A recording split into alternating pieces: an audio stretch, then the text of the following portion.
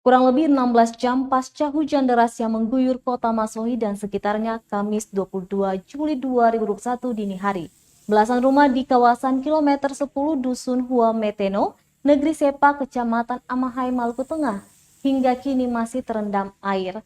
Pantauan tribunambon.com di lokasi banjir sejak pukul hingga Kamis sore pukul 16.33 waktu Indonesia Timur, debit air Sungai Holo yang masih tinggi menyebabkan genangan air di kawasan pemukiman warga kilometer 10 itu masih terendam.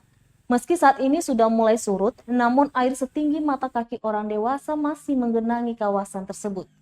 Husain Latue, kepala dusun setempat, mengaku memang kondisi hujan seperti itu, air di kawasan tersebut lama surut. Akibat hujan di bagian pegunungan masih terus terjadi. Hal itu menurutnya menyebabkan debit air sungai lama untuk surut. Kondisi itu pun sangat berdampak bagi sejumlah warga yang ada di dusun Hua Meteno itu. Sementara itu, Kapolsek Amahai, Ibtu Irwan, kepada tribunambon.com mengatakan hujan seharian terus turun. Kemudian air perlahan mengalir menuju rumah warga dan meninggi hingga paha orang dewasa pada pukul 3 waktu Indonesia Timur dini hari dan bertahan hingga pukul 16.39 waktu Indonesia Timur.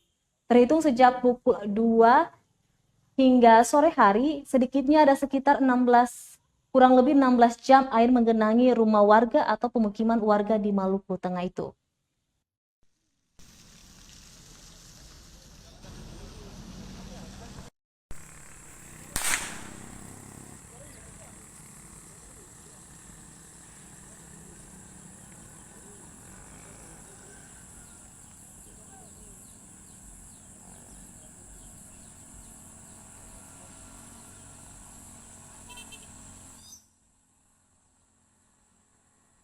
Terima kasih sudah nonton.